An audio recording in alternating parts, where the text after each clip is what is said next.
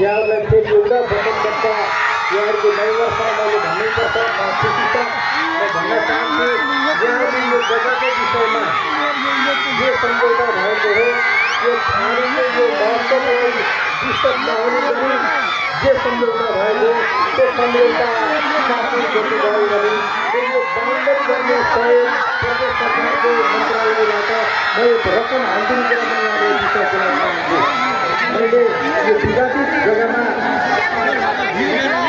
सरकारी बजेट ल्याएर हाल्न नमिलेको हुँदा मलाई कता कता अप्ठ्यारो लागिरहेको कुरा मैले यहाँका प्रतिनिधिहरूलाई मैले बारम्बार भन्दै गरेको थिएँ।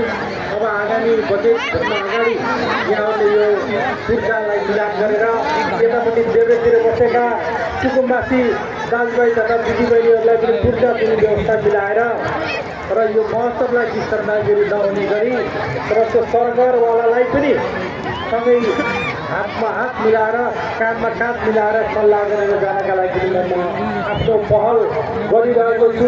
गर्नका लागि पछिल्लोपट्टि खिचडी महोत्सव खानेकुरामा मिठो खिचडी महोत्सव तर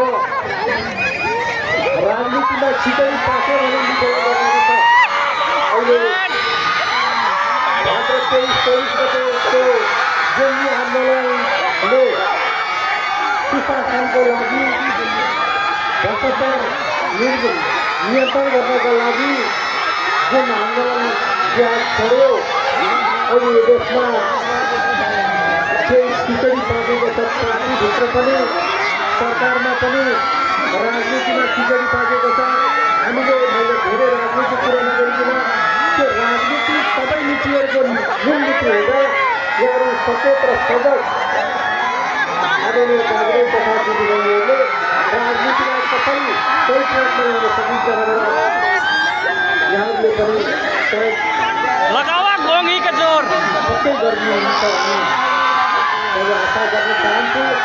र यो यहाँहरूको 1969 महोत्सव र